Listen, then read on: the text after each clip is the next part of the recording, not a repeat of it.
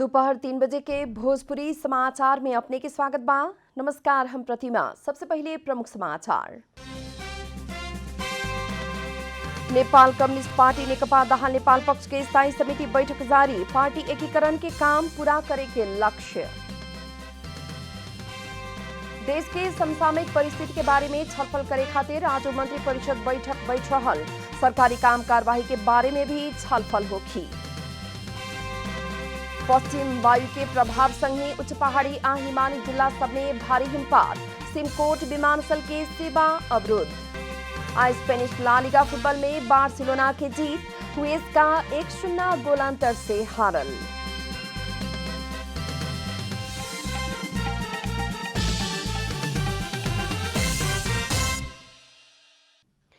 अब पूरा समाचार। नेपाल कम्युनिस्ट पार्टी नेकपा के दाहाल नेपाल पक्ष के स्थायी समिति बैठक जारी बाटे। बैठक दोपहर 12 बजे के बाद कोटेश्वर स्थित पार्टी कार्यालय पेरिस टाणा में जारी बाटे।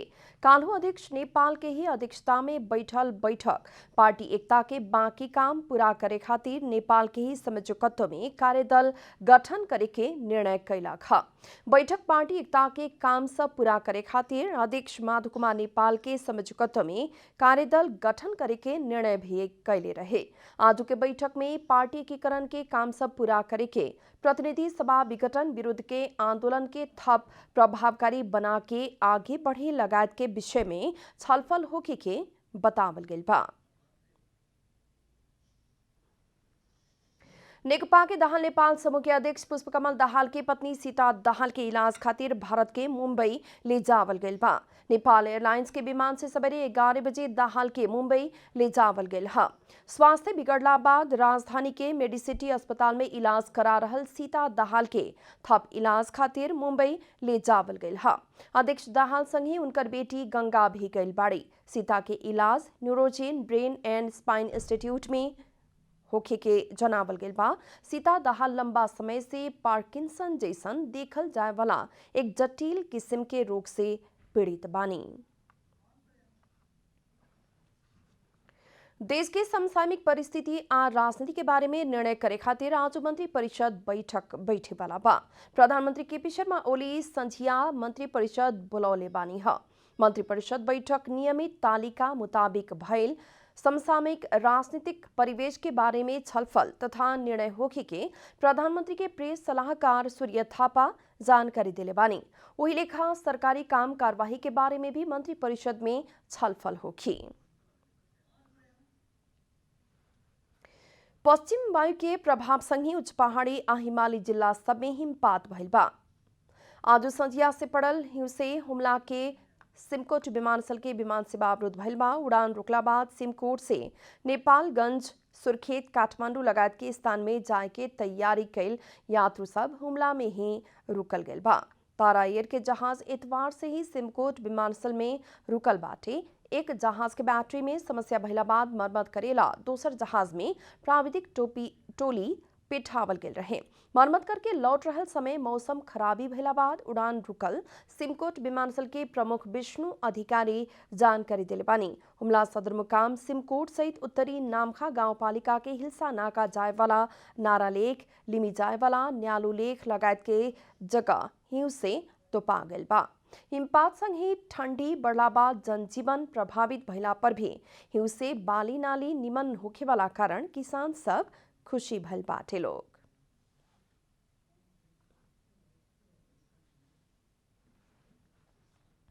आज देश के अधिकांश जगह में मौसम बदली भइल बा। पश्चिम वायु में विकसित भइल निम्न चापीय प्रणाली के प्रभाव के चलते देश के अधिकांश भूभाग में मौसम बदली भइल ह। हल्का बरखा हिमपात की संभावना रहल जल तथा मौसम विज्ञान विभाग मौसम पूर्वानुमान महाशाखा बतौले बाटे। महाशाखा के मुताबिक आज देश भर सामान्य बदली रहे के आ सुदूर पश्चिम प्रदेश, कर्णाली प्रदेश, गंडकी प्रदेश, बागमती प्रदेश आ प्रदेश 1 के उच्च पहाड़ी तथा हिमालय भूभाग में हल्का से मध्यम हिमपात होखी। वही लेखा सुदूर पश्चिम प्रदेश, कर्णाली प्रदेश, गंडकी प्रदेश के भूभाग सब के कुछ जगह आ लुम्बिनी प्रदेश, बागमती प्रदेश आ प्रदेश के भूभाग सब में हल्का बरखा के संभावना रहल भी महाशाखा जनौले बा। आज रात भी देश भर बदली रहे के उच्च पहाड़ी तथा हिमालय भूभाग सब में हिमपात होखे के आ अन्य जगह में हल्का बरखा के संभावना बाटे। वही लेखा मंगर के आबुद के भी आजवे जैसन मौसम रहे के मौसम पूर्वानुमान महाशाखा जानकारी दिले बा। काठमांडू उपत्यका आज घाम नहीं खिलागल। काठमांडू में सवेरे हल्का पानी भी पड़ल रहे। काठमांडू उपत्यका के पूर्ण रूप में बादल से ढाकल आ बहुते ठंडी महसूस हो रहा बा। भोजपुरी समाचार में आप छोट विश्राम।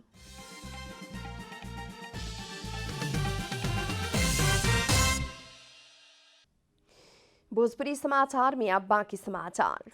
बाजुरा के बुढ़ीनंदा नगरपालिका बाल विवाह रोके खातिर पुजारी आ पुरोहित सबसे समझौता कैले बा। समाज में रहल कुरीति सब मध्य बाल विवाह एक मेन चुनौती रहल कहत बाल विवाह रोके खातिर पुजारी आ पुरोहित सबसे 3 बुदे समझौता कैल गेल नगरपालिका के उप प्रमुख सृष्टि रेग्मी जानकारी दिले बानी। समझौता पत्र में पुजारी आ पुरोहित सब विवाह करौला पर लड़का आ लड़की के नागरिकता या जन्मदर्ता अनिवार्य रूप में मांग के 20 बरस उमेर पुगल हक में ही विवाह करावे के उल्लेख बाटे। बाल विवाह भइल जानकारी मिलला पर जल्द से जल्द जिम्मेवार निकाय में जानकारी करावे के आ समझौता उल्लंघन कैला पर कानून बमुजिम सजाए के भागीदार होखे के उल्लेख भइल रेग्मी जानकारी देहनी।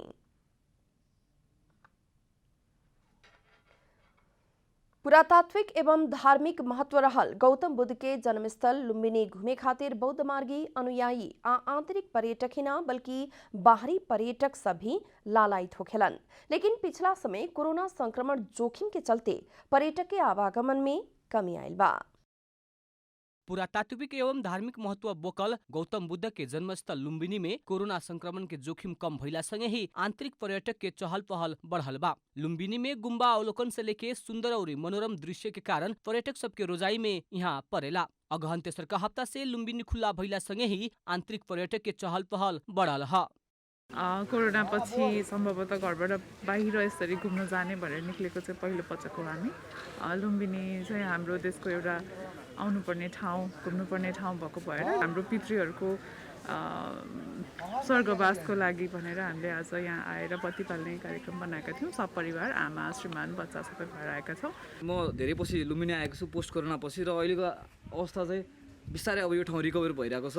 हामी बाटोबाट छिर्यौँ, गेटमा हामीले मास्क दियो, मान्छे पनि धेरै छैन, लाइन पनि बस्नु परेन, मान्छे कमै छन्, त्यस्तो सुरक्षित नै लाग्यो मलाई। अबदेखि अब रिकभरी फेजमा छ, अब डराउनु पर्दैन, मान्छेहरू बिस्तारै आयो हुन्छ, आफ्नो मास्कहरू सेनिटाइजर आफै बोकेर आयो हुन्छ, अब बिस्तारै रिकभरी फेजमा जानुपर्छ हामी पनि। लुम्बिनी में आंतरिक पर्यटक बढ़ला पर भी सीमा नाका बंद भइला से बाहरी पर्यटक की संख्या कम भइल बा। बाहर के पर्यटक न आउला से रूपन्देही में संचालित होटल व्यवसायी सब फायदा लेवे नहीं सकल। यो कोभिडले गर्दाखेरि चाहिँ हामी होटल व्यवसाय एकदमै धराशायी स्थितिमा पुग्यौँ। हाम्रो चाहिँ अब स्थिति एकदमै नाजुकै भयो। सरकारले त्यस्तो खालको केही राहत प्याकेज ल्याउँछ भन्ने आशामा चाहिँ हामी थियौँ। त्यस्तो खालको प्याकेज खासै हामीले चाहिँ त्यस्तो खालको जुन आशा गरेको थियौँ त्यस्तो खालको राहत प्याकेज आउन सकेन। र कोभिड अलिकति मत्थर भइसकेपछि अहिलेको पिरियडमा चाहिँ लुम्बिनीमा केही चाहिँ पर्यटकहरू आएको अवस्था छ। लुम्बिनी में इससे पहले के बरस सब में मुख्य रूप में भारत, श्रीलंका, बर्मा, वियतनाम, थाईलैंड, कोरिया, चीन, जापान लगायत के देश से पर्यटक सबके बहुत संख्या नेपाल आवत रहे। लेकिन अभी कोरोना के कारण बाहरी पर्यटक आवे नहीं के सकल। रूपन्देही से प्रतीक पौडेल की रिपोर्ट। अब आर्थिक समाचार। आर्थिक समाचार के साथ में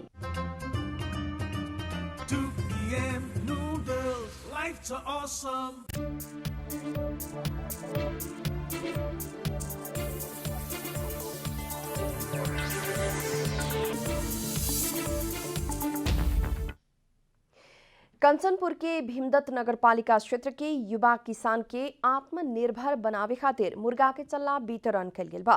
कोरोना संक्रमण के कारण रोजगारी गवा के स्वदेश लौटल आ बेरोजगार युवा सबके लक्षित करत मुर्गा के चल्ला वितरण कल गेल है। कंचनपुर के भीमदत्त नगरपालिका और यूएनडीपी के आर्थिक सहयोग तथा निड्स नेपाल कंचनपुर के समन्वय में नगर क्षेत्र के किसान सबके लोकल जात के मुर्गी के बच्चा वितरण कइल गइल बा। कोरोना के कारण विदेश से रोजगारी गंवा के नेपाल लौटल और स्वदेश में ही रहल विपन्न दलित महिला और उद्यम करे चाहे वाला युवा किसान के आत्मनिर्भरता तरफ उन्मुख कराव के उद्देश्य से मुर्गी के बच्चा वितरण कइल गइल ह। विगत 5-7 सालदेखि विदेश थिएँ दुबईमा। अब कोभिड-19 को कारणले गर्दा उहाँ जागिरी गुमाउनु परेको कारणले यहीँ चाहिँ आफ्नो केही व्यवसाय सुरु गर्ने भन्ने प्लान थियो।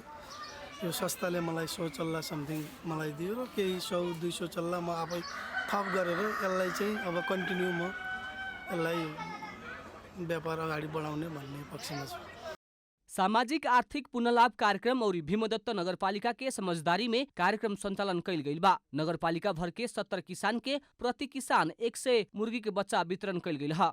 उनीहरूको रोजगारी सृजना गर्ने भनिएको छ र त्यसका लागि अहिले हामीले 70 जना किसानलाई चाहिँ कुखुराको चल्लाहरू वितरण गरेका छौँ। 1 महिने चल्ला जसमा 100 हामीले दिन्छौँ भने चल्ला 100 उहाँहरूले आफै राख्नुहुन्छ। खोरमा पनि मेन्टेनेन्स अलिकति मर्मत सम्भार सहयोग गरिएको छ। बेरोजगार तथा कोरोना प्रभावित युवा सबके लक्षित करके बिना धितो बिना ब्याज ऋण सहयोग कार्यक्रम से युवा सबके स्वदेश में ही रोजगारी करे के और उद्यमी बने के वातावरण निर्माण करे के नगरपालिका के विश्वास बा। जुन चाहिँ कोभिड-19 को असरले गर्दाखेरि बेरोजगार भएका छन्, फेरि अरू देशमा फर्कन पाएका छैनन् र यहाँ अहिले बेरोजगार भएर बसेका युवाहरूलाई विशेष गरेर फोकस गरेर उहाँहरूलाई व्यवसायमा संलग्न गराउनको लागि र केही न केही आर्थिक आय उपार्जन गर्नको लागि यो प्रोजेक्ट चलाएको।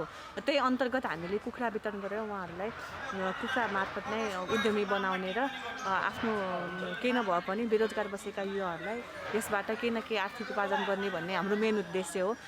भीमदत्त नगरपालिका भीतर के गरीब तथा कोरोना प्रभावित सबके आत्मनिर्भर बनावेला नगरपालिका व्यवसायिक क्रियाकलाप कर रहल जनौले बा। कंचनपुर से धर्मराज कठायत की रिपोर्ट।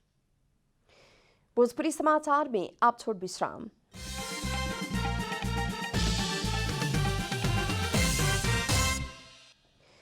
भोजपुरी समाचार में अब अंतर्राष्ट्रीय समाचार।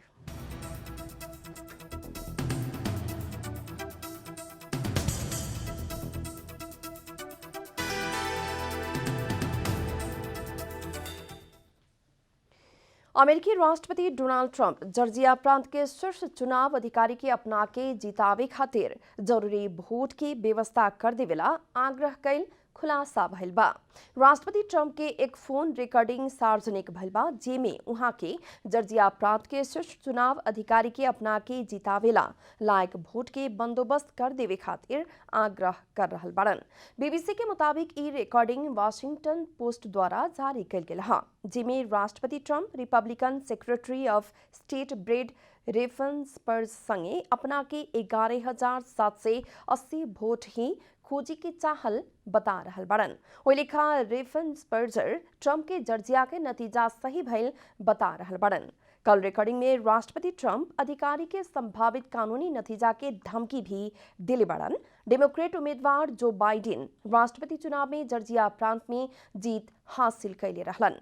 वहां के कुल 3 से 6 इलेक्ट्रल वोट जीतले रहलन, जबकि ट्रंप 2 से 32 वोट ही प्राप्त कैले रहलन। व्हाइट हाउस द्वारा अभी तक कल रिकॉर्डिंग जारी कैल गेल बारे में कोनो टिप्पणी नहीं कैल गेल। अंत में प्रमुख समाचार फिर एक बेर। नेपाल कम्युनिस्ट पार्टी नेकपा दाहाल नेपाल पक्ष के स्थायी समिति बैठक जारी, पार्टी एकीकरण के काम पूरा करे के लक्ष्य। देश के समसामयिक परिस्थिति के बारे में छलफल करे खातिर आज मंत्री परिषद बैठक बैठ रहल, सरकारी काम कार्यवाही के बारे में भी छलफल होगी। पश्चिम वायु के प्रभाव संगे उच्च पहाड़ी या हिमालयी जिला सब में भारी हिमपात, सिमकोट विमानस्थल की सेवा अवरुद्ध। आज स्पेनिश ला लीगा फुटबॉल में बार्सिलोना के जीत हुएस्का 1-0 गोल अंतर से हारल।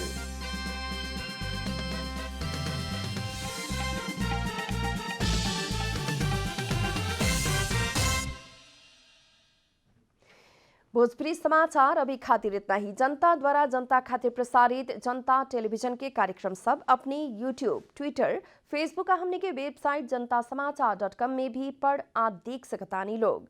सूचना में अपने की सहभागिता, समय में समाचार हमने के प्रतिबद्धता। नमस्कार।